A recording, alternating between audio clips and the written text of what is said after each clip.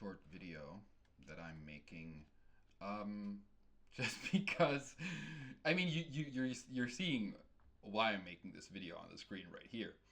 Um, First of all, hello.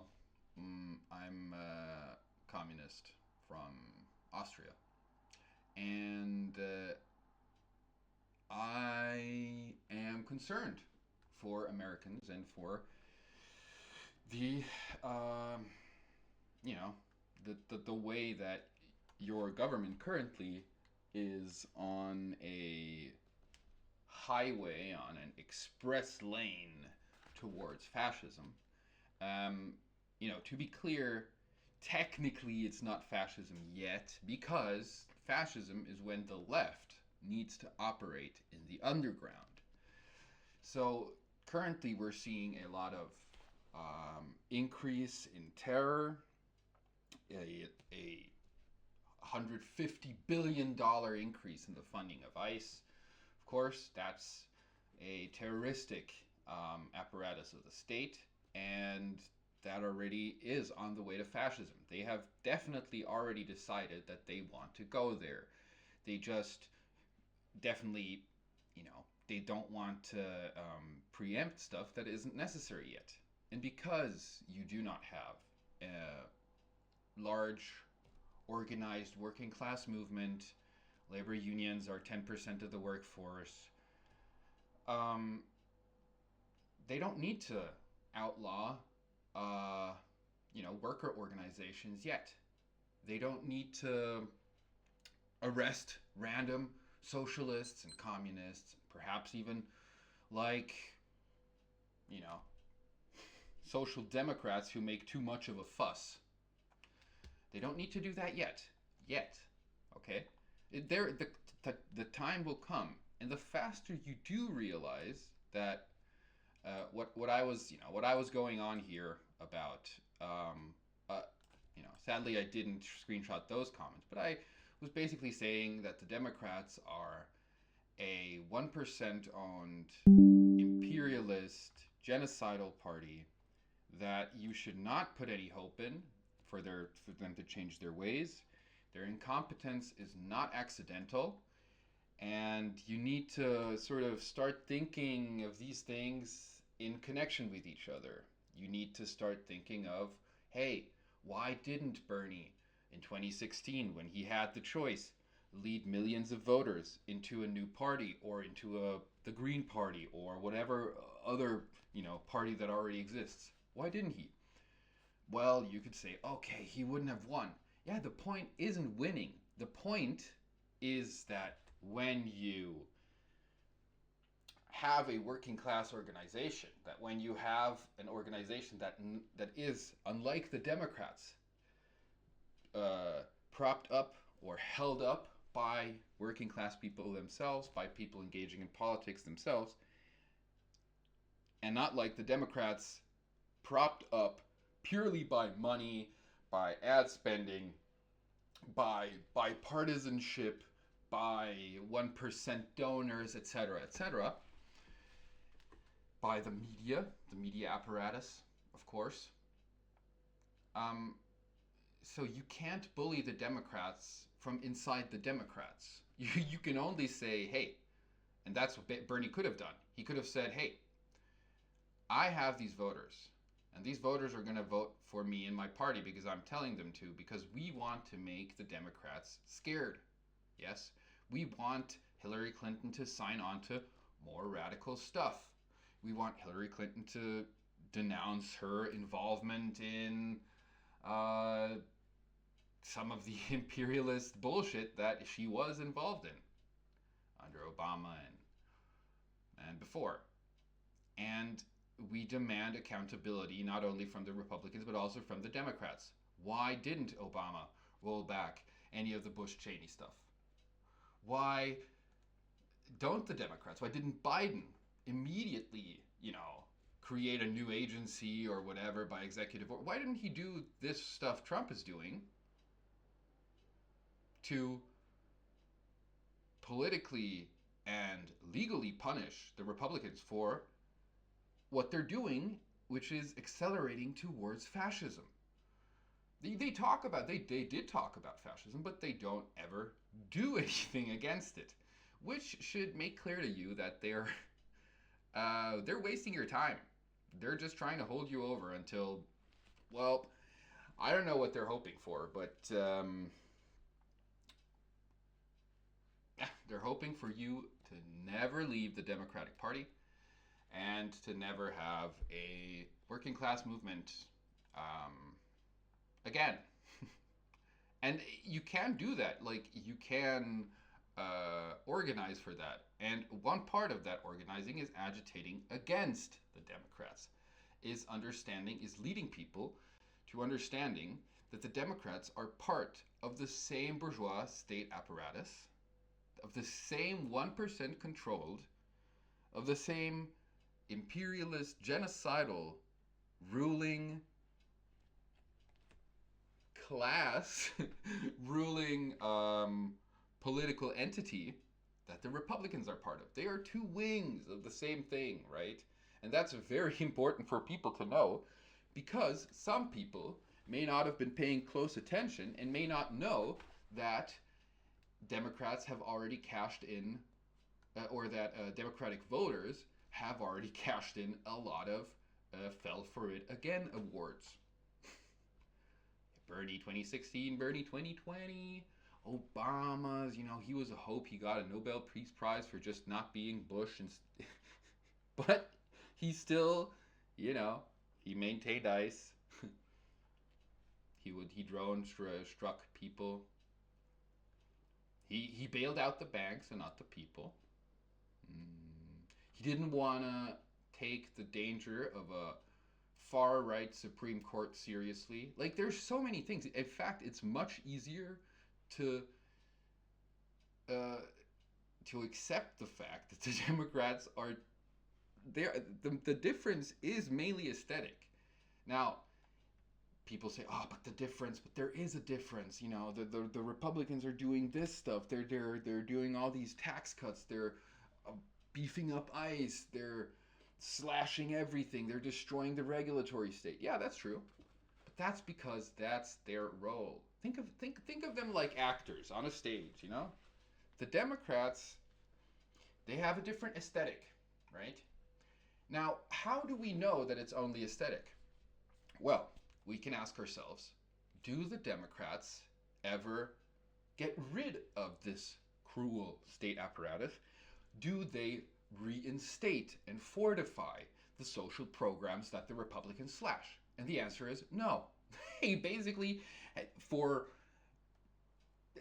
the relevant time that people have been alive, 40, 50, 60 years, and going back even further, I mean, the Democrats have been in power, have been one of the two parties in power since 1825 or something. I don't know exactly when, but that's probably about it. But they never do that. They never help you. And so why do you think that they will help you? That's what I'm aiming for. And anyways, for expressing those opinions, I got, for expressing those opinions in the live chat of the Majority Report stream, I got timed out for the day. NR Gray says, "You're gonna take a break for the day. Your outlining of things and construal of facts is just bad. And the only thing you're going to do is demobilize people." How am I going to demobilize people? Well, I guess I'm going to demobilize people. Demobilize them from from believing in the Democrats. But they shouldn't be doing that in any case. They should be, I don't know, reading about the history of the US, reading about the history of the Cold War, reading about the history of the Soviet Union, reading about the history of the international communist movement, and how we got to fascism the first time, right? You're on the definite road to fascism. I'm sure of it. Like, you'll get there. The left will have to operate from the underground, but we're not quite there yet. The people in Donald Trump's administration definitely are fascists. He might be ideologically a fascist, although it's hard to tell. But technically, you can still organize legally. Although, of course, trying that, you might come up against the fact that you still have Cold War era laws on the books that actually forbid people from being communists, forbid people from like all kinds of whatever Cold War, you know, anti Red Scare stuff. You know, these things are technically sort of forbidden if the Supreme Court reevaluates decisions that it made like in the 70s or 80s. But you can still organize. You can still go to the Green Party. You can still try to find comrades in your area instead of watching MSNBC or debunks of MSNBC or uh, uh, Trump is so stupid videos. You could be trying to educate yourself and trying to organize. And I'm not saying that you're bad for not doing that. It's fine. Your media apparatus is made to keep you in that state and to keep you believing that like the Democrats are just inept. They're just, you know, they don't know how to do it, and then maybe they can learn it. But no, it's a structural thing. It's a systemic thing, right? You have to notice. You have to recognize this. Anyways, I have another screenshot. It's not that one. Sorry. I have another screenshot. Sorry. Where after I was timed out already, the person says, the second you've got a fast way to fix the political disarray of the US body politic and just fix shit to even approach an actual workable movement of that kind, please share it. Well, the thing is, I can't share it because you've timed me out. But probably you would shift the goalposts and say it's not fast enough. Like, there is no fast way. There is just the way. And the way. And why is there only the way? Because the way is determined by the material facts, the material conditions under which you are. Which in capitalism, you have a huge class of working people, of proletarians, and then you have a very small class of the ruling, the hegemonic class, the people who give you all of the talking points and the ideologies that are acceptable, which is controlled by capitalists like Jeff Bezos, like Elon Musk. They're not people, there's no diversity in that. They signal diversity of opinion. They signal some sort of liberal adherence because they think it will make them more palatable. Because they think divide and conquer makes capitalism last just that little bit longer. You know, they sort of know that capitalism is moribund. They know that it's dying. They know that it's rotting and that it can't go on forever. But they want to stretch it as long as they can. And that's why they're doing this stupid act. And it is an act, and I'm sorry. It just I'm not saying you can't support somebody who runs for the Democrats. Um, like, that's up to your judgment whether you support anyone or not. But you should be opposing the fact that they ran as a Democrat. You should be opposing the fact that anybody, including Zoran Mamdani, and I like Zoran Mamdani, is making people hope that the frickin' Democrat Party will ever change. They won't. And why won't they? Because they're protecting capital. Because the tiny capitalist class is in huge danger. Because the proletariat right now, like, it has already become so large that if people were just to wake up to their own material conditions, you don't even need to form an alliance. There is no alliance of peasants and proletarians, whatever. No. If you just saw that you are the many and they are the few, then the capitalists would be in huge trouble. And that's why they need to keep you in two states. One of two states. One state which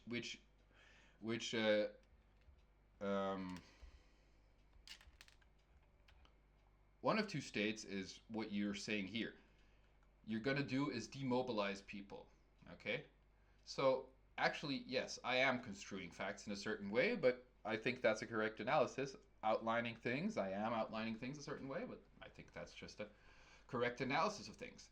How is that demobilizing people? Well, the fact that it's demobilizing people is that people think that, well, none of the two parties that have a chance will ever help me, and so I'm demobilized. I just sit at home and let's, whatever, I'll die at some point.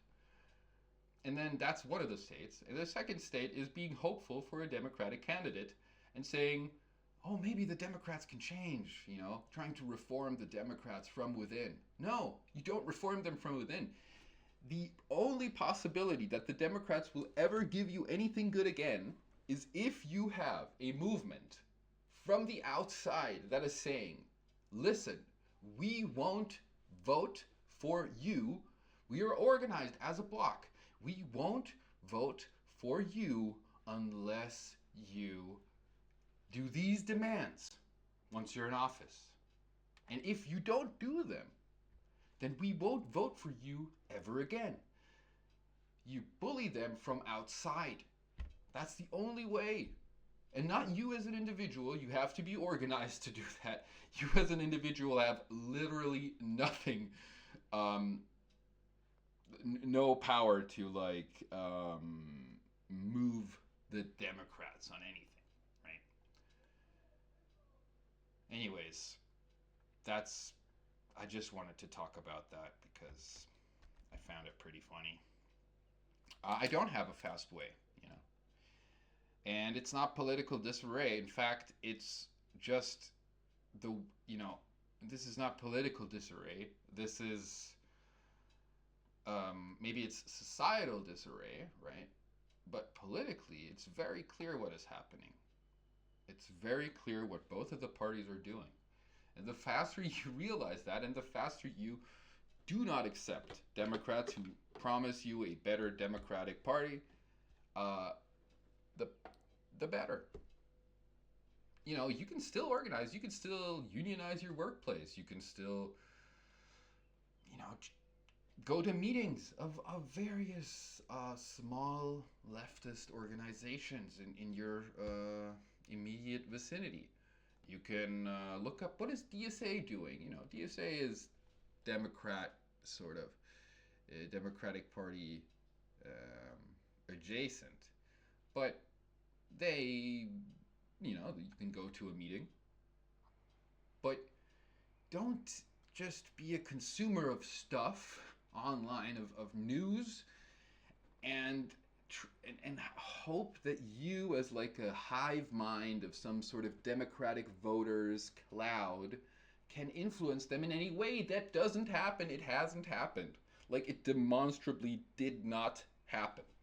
And you got Trump twice for exactly that reason. They lost on purpose per previous election. And Bernie Sanders, even though he knew that he would have a much better chance of beating Donald Trump in 2016, and even though he knew that 2020 Joe Biden might risk it for the party because he saw the way that his movement responded, whereas there was no movement for Joe Biden, there was no genuine movement for Hillary Clinton, except for the Democratic Party, movement that's completely engineered by media. And so, I'm not saying this to be mean. I'm not saying this to harp on Americans or to criticize them. I'm just saying this because I want you to, actually take control of the country. You're not in control. The fucking bourgeois are in control. The whole state and this whole political system, this whole, there's bipartisanship and there's bills and you have to do. That's all a farce. It's a theater. And the faster you recognize that it's a theater, the faster you can go on to use it to your advantage. Right? You can mess up the play for them. You can mess up the script for them. And in certain ways, some candidates like Zoran Mamdani are messing up the script for them. But the problem is that if they see that This movement is dangerous for them. They will accept the aesthetics of Zoran Mamdani, and they will promise you all of these things. But the problem is that structurally it's still the same. They still have the same donors. They still serve the same interests. They're still aligned with and friends with the same rich assholes. And that's just it.